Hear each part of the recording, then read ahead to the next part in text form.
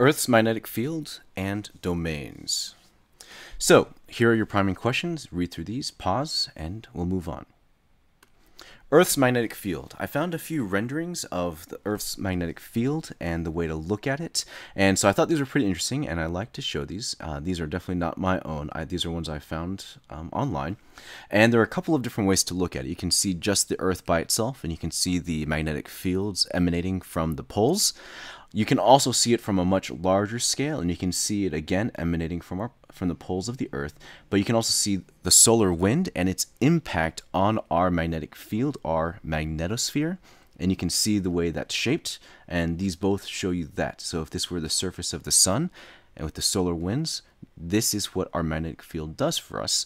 Our magnetic field shields us from the radiation, a lot of the radiation that comes from the sun, that if we were exposed to would be very damaging for us and disrupts our telecommunications, and in fact it could disrupt our power lines and our power grid as well, which has actually happened when we have intense solar flares at some points, and they will cause blackouts in certain parts of the United States even. So to give you an idea of scale, if this were the sun, this over here would be the Earth. We would easily fit underneath one of the solar flares as it erupts over there. And I thought this is just an interesting rendering of the sun. Now what's also interesting to note is when you look at the magnetic field of the sun itself has many magnetic poles. And so if you look here, you can see many north and south poles. You can see where the magnetic fields are going. And what you would also notice is if we were to draw the solar flares as they're going around the sun, they would follow the magnetic field. So magnetic fields are all around us. They're in space. They do not require matter to go through. And the magnetic field of the sun, especially the radiation that it gives off, interacts with the magnetic field of the Earth. And the Earth's magnetic field protects us from a lot of this radiation. So if something were to happen to that electromagnetic field or that magnetic field that surrounds the Earth, we would be subject to a lot more radiation that could cause cancer and cause a lot of problems for us on Earth. So charges in motion are electric and magnetic.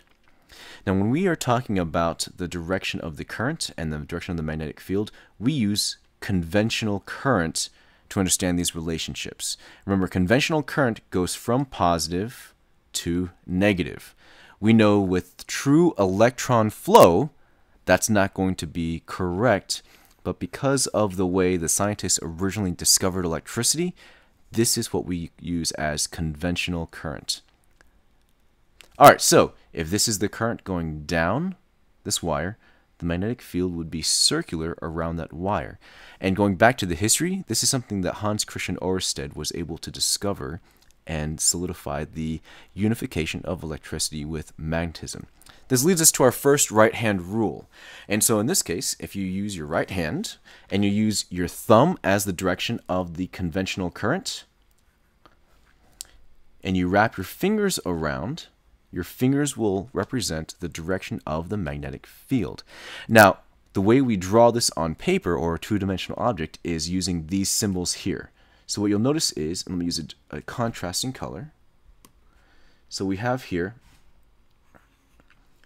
you have what looks like a bullseye, and you have what looks like crosshairs, or just an X inside of a circle. The way I remember this is with archery. In this case, if you have the bullseye looking, it's as if the arrow is coming towards you and all you see is the point. So you have the circle and you have the dot. So it's coming towards you, which means in this case, it is coming out of the paper. And on the other side over here, it's going into the paper. And this is as if you're seeing the tail end of the arrow. And what you're seeing are the tail feathers. So that's why it's the cross. So circle with a dot, it's coming towards you, or coming out of the paper. Circle with the X, it is going into the paper away from you. You'll need to remember that. Now, magnetic domains. Here is where we're going to talk more about ferromagnetism. So this goes back to the other video. Now, with magnetic domains, the way we can think of iron in particular is that if you take a piece of iron, it will have these segments that within that segment, the electrons will be oriented in a certain way, and these are what we call our domains. And a piece of iron ore will have many of these domains, and they can be in many random shapes and sizes. And naturally, these domains are going in all different directions. So what do you think happens to the magnetic field around this? We'll talk about that. And then, if we are able to magnetize it or really align the domains, and if you think of the magnetic field that's being produced by each of these domains now, and if they're all going in the same direction, this will be able to produce a magnetic field that produces magnetic forces.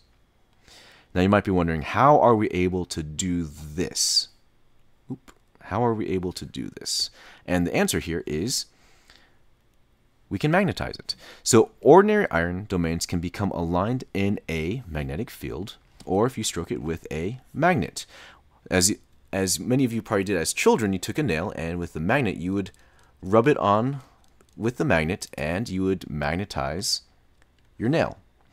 Or, I can show you this in class, we have a magnetizer, which is a strong electromagnet, and using that, it produces a strong magnetic field, which aligns those domains and makes it a stronger magnet. On the flip side, these domains can be jostled out of alignment.